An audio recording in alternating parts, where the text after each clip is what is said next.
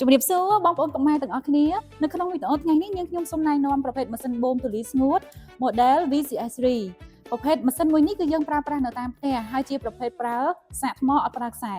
ម៉ាស៊ីនបូមទូលាយមួយនេះផងដែរភ្ជាប់មកជាមួយនឹង accessory រហូតដល់3ប្រភេទយើងអាចប្រើប្រាស់បូមនៅលើឥដ្ឋលើព្រំហើយសម្រាប់ក្បែររបស់វាគឺយើងអាចបង្វិលបានរហូតដល់180ដឺក្រេអ្នកទាំងអស់គ្នាគ្រាន់តែចុចលើប៊ូតុង mode ដើម្បីកំណត់កម្លាំងនៃបូមរបស់ម៉ាស៊ីនមួយនេះកម្រិតនៃការបូមគឺយើងមានរហូតដល់3កម្រិតផងដែរកម្រិតទី1កម្រិតទី2និងកម្រិតទី3អ្នកទាំងអស់គ្នាអាចប្រើប្រាស់ទៅតាមទីតាំងជាក់ស្ដែងមិនថាទូលាយតិចឬមួយក៏ទូលាយច្រើននោះទេ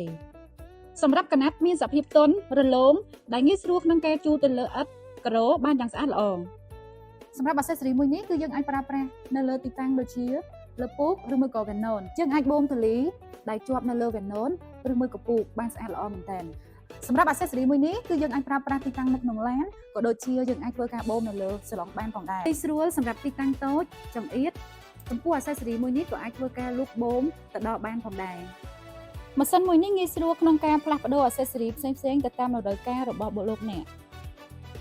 និងមានភាពងាយស្រួលក្នុងការយកទូលាយយកទៅចាក់ចោលផងដែរបើបងប្អូនទាំងអស់គ្នាមានចំណាប់អារម្មណ៍ជាមួយនឹងម៉ាស៊ីន model មួយនេះអាចមកកាន់ showroom របស់ក្រុមហ៊ុន Catcher Cambodia បាន